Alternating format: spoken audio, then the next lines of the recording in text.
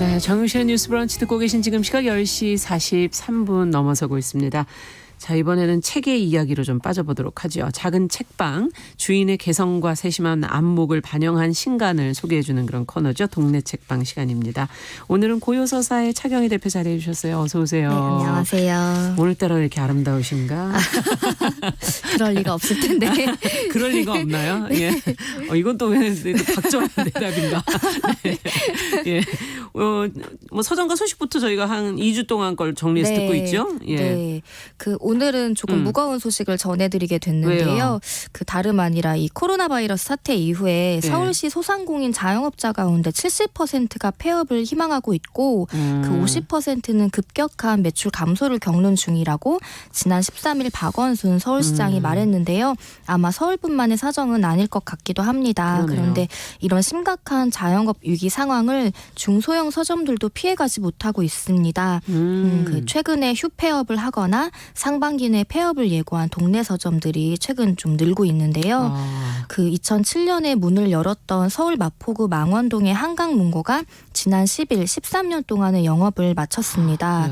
은평구에서 건실하게 운영되어 왔다고 이제 이야기를 듣는 불광문고의 또 다른 많이들 가보셨었는데 다른 지점이라서 영업 종료가 꽤 큰 화제가 됐습니다. 그렇군요. 아무래도 이게 코로나 상황이 빨리 끝날 것 같으면서 지금 계속 길어지는 게 원인이 되는 걸까요? 아무래도 뭐 동네 서점의 위기는 사실 하루 이틀 일이 아니긴 한데요.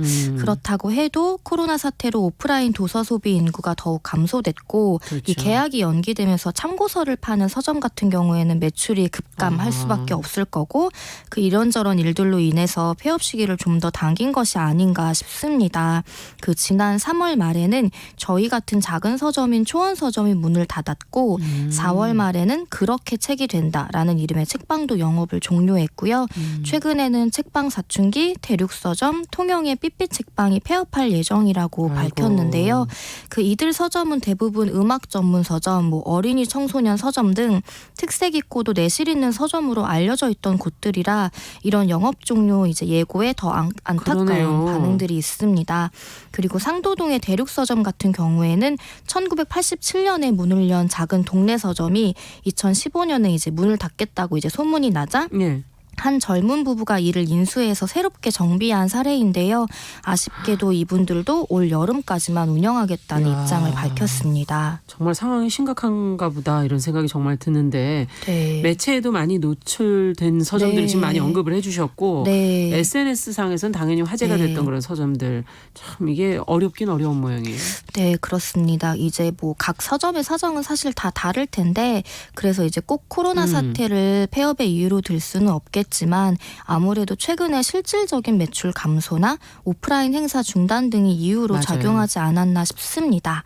그런데 대부분 이렇게 3에서 5년 정도 잘 버텨온 작은 서점들이 폐업 소식이 연달아 들리는 가운데 교보문고나 인터넷 서점들은 오히려 온라인 구매가 최근 늘어서 전년 대비 10에서 16%가량 매출이 증가했다는 사실이 보도가 됐는데요. 아이고 이게 상반되네요. 완전히. 네, 저도 서점을 운영하는 입장에선 좀 씁쓸한 소식이기도 하죠. 그렇군요. 아무래도 이게 사회적 거리두기를 계속해야 되니까 매출이 좀 힘들어지니까 맞습니다. 작은 서점들은 이게 더 어려움이 되는 거군요. 네, 실제로 서점에 오시라고 말을 하기가 좀 어려운 상황이기도 한데 대신에 작은 서점들 중에서도 온라인 쇼핑몰을 운영하거나 배송 서비스를 실시하는 곳들이 있으니까 혹시 평소 관심을 두고 있던 서점이 있으시다면 이 기회에 적극적으로 이용해 보셔도 좋지 않을까 싶고요.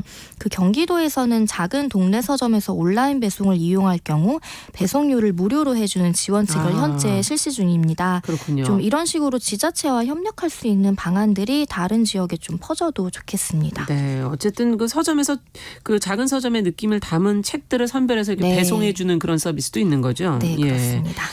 자, 어쨌든 위기 상황이 더 심각해지지 않고 빨리 마무리되고 다들 나가서 책도 좀 고르시고 이랬으면 좋겠고 우리는 그럼 오늘 어떤 책을 좀 읽어볼까요? 네, 오늘 들고 온 책들은 성인 대상 책들에서 의외로 잘 찾아볼 수 없던 주제를 다루고 있는데요. 바로 할머니에 대한 책입니다. 성인 대상 책 중엔 이 주제가 별로 없나요? 보통은 아이들 그림책이나 이런 데에선 찾아볼 수 있는 것 같은데 생각해보니까 저도 잘 기억이 안 나더라고요. 그러네요. 노년의 인구를 분석한 사회과학 서적들은 있겠지만 있지만 문학이라든가 다른 장르에서는 잘 찾아볼 수 없었던 것 같은데요. 오늘 소개해드릴 책은 여성 작가 7명이 할머니에 대한 단편 소설을 써서 모은 나의 할머니에게라는 제목의 소설 선집입니다. 이야. 이게 제가 띠지를 벗겨오긴 했지만 예. 원래 이제 띠지에 누구도 주목하지 않았던 할머니의 존재성을 전면에 내세운 첫 소설집이라는 좀 기운차고 당당한 책 속의 카피가 눈길을 끌었는데요. 표지는 아주 그 어떤 추억의 한 장면처럼 아이와 할머니가 네. 이렇게 걷는 그런 장면이 네. 있어서 참 보기 좋네요. 안에 이제 삽지로 사파가 띄엄띄엄 들어가 있는데 그 그림이 굉장히 아름다워요. 그래서 그래요. 소설과 함께 그림을 감상해 보셔도 좋은 책인데 이 책은 아무래도 할머니에 대한 추억에 잠겨보거나 노년층에 대한 사유를 확장할 수 있는 계기가 될 소설들이 담겨 있어서 오늘 네. 더 특별히 권해드리고 싶었는데요. 예. 이 책은 윤성희, 백수린, 강화길, 손보미, 최은미, 손원평 작가가 참여를 했고요. 아유, 네, 대단한 작가들 많이. 네, 많이. 이름만 들어도 이제 누군지 그럼요. 작품이 떠오르는 좀 유명한 분들도 많이 있고 이제 인기가 좀 있는 작가들이 있어서 저도 읽는 내내 그냥 읽는 것만으로 되게 즐거움을 느낄 수 있는 그런 책이었습니다. 예. 뭐 최근에는 여성 서사라고 말이 붙은 그 네. 여성의 주요 인물 또 여성 이야기를 다루는 소설들 많이 발표가 되는데 할머니나 이 노년에 관한 여성 뭐 이런 주제는 사실 많지는 않았던 것 같아요. 네, 맞습니다. 네. 그래서 좀 이 책이 조금 문학 안에서는 더 이색적이었던 그런 느낌으로 다가왔던 것 같고요.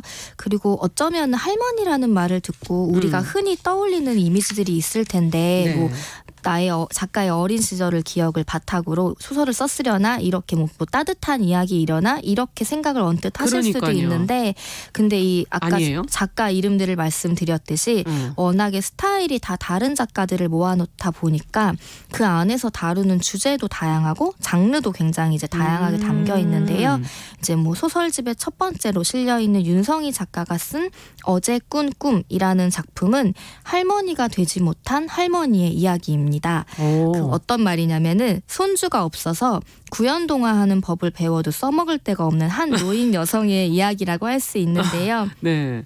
이 윤성희 작가는 원래도 인생의 질곡을 겪어낸 중년이나 노년의 인물들 이야기를 많이 써왔는데 이번 소설에서도 좀 순탄하지 않은 결혼 그리고 가족과의 단절을 겪으면서 살아가는 노년 여성의 이야기를 아주 술술 풀어놓습니다. 그렇군요. 아주 재밌겠네요.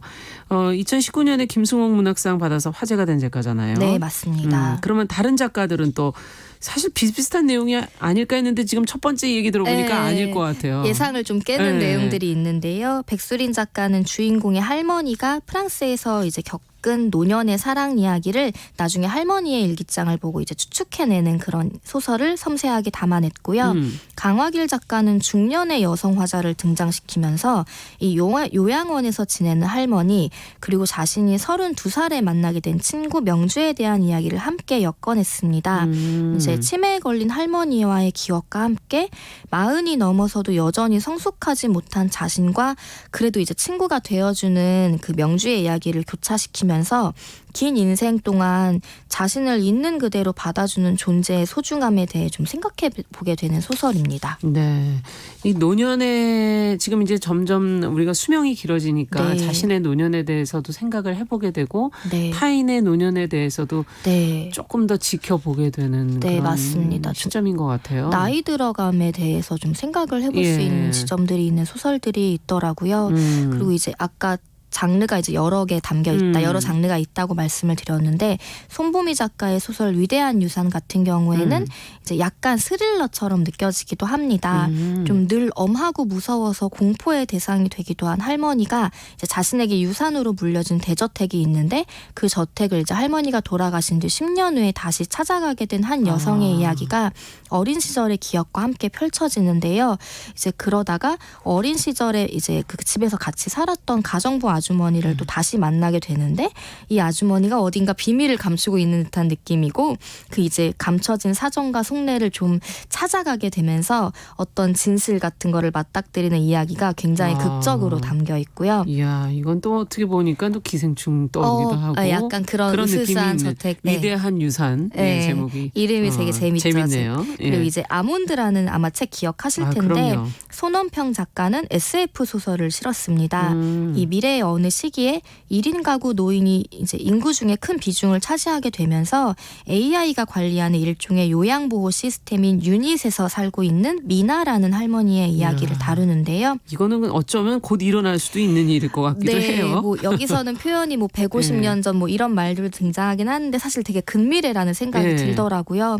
이 A부터 F까지 등급을 나눠 운영되는 유닛 그리고 저출산과 인구 감소에 대비하고자 이제 적극적으로 이민자를 받아들인 미래 사회를 그려내면서 경제적 계층 갈등이나 뭐 이민자와의 갈등 그리고 나아가서는 노년과 청년 세대의 갈등까지 이 짧은 소설에서 굉장히 날카롭게 이야, 짚어냅니다. 이 소설은 읽어보면 우리 미래가 어떻게 될까 네, 좀 정말 멀지 상상해보는 않은. 네. 그런 얘기가 되기도 하겠어요. 네, 맞습니다. 한 권의 소설집인데 사실 너무 다양한 인물과 뭐 다양한 장르가 섞여 있는 거 아닌가 이런 생각도 좀 들어요. 네, 정말 이렇게 어떻게 이렇게 겹치는 내용이 없을까 싶을 정도로 다채로운데요. 예. 개인적으로는 제가 최은미 작가를 굉장히 좋아하는데 이 여기에 실린 작품은 엄마 둘, 딸 둘로 불리는 세 모녀가 템플스테이를 하면서 겪은 이야기가 좀 따뜻하게 담겨 있어서 이 책의 온기를 좀 더해주기도 합니다.